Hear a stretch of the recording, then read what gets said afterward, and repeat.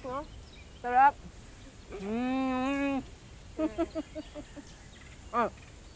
Gusto niyo muna maglaro? Opo. O, sige. Laro muna kayo. Pero ingat, ha? Maya bumalik din ulit. Okay, para matapos ito. Kayain muna natin si Kuya. Kuya, ayaw mo maglaro? Okay na ako. Promise? Sige. Ingat kayo, ha? Opo.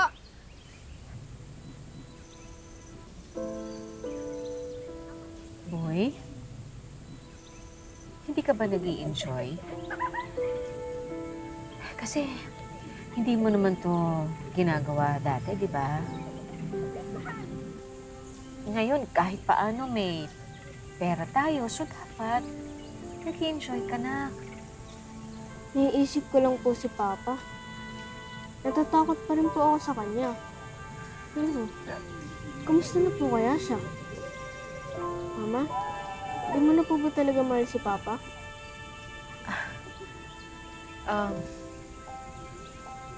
Mahal naman. Kaya lang, gusto mo ba na forever akong merong black eye? Dahil lagi niya akong binubuo. Ha? Hindi kasi tama yun, Nak, eh. Kailangan niyang matuto sa mga pagkakamaling nagawa niya. Kapag natuto na po si Papa, pwede na po ba ulit natin siya makasama?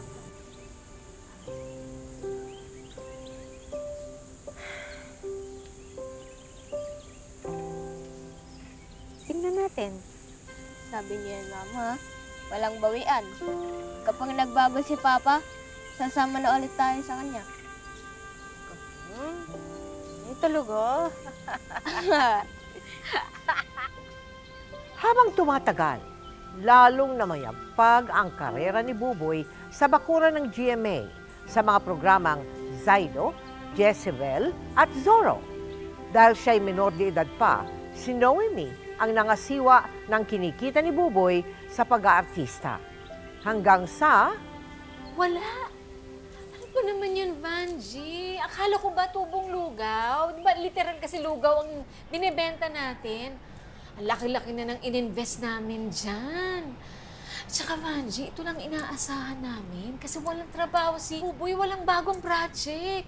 Nalugi na nga, Noemi. Wala na akong magagawa. Sinasabi ko naman sa'yo, maghanap ka na ng bagong asawa eh. Para may makakatulong sa'yo.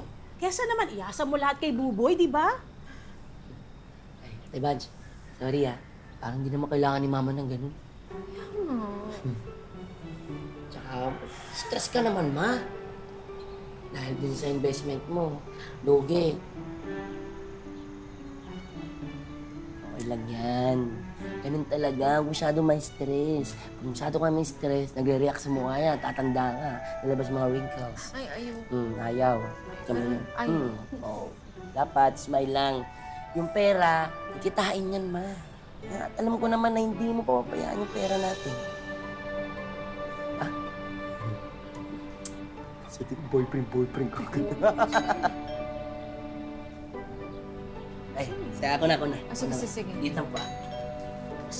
Ay.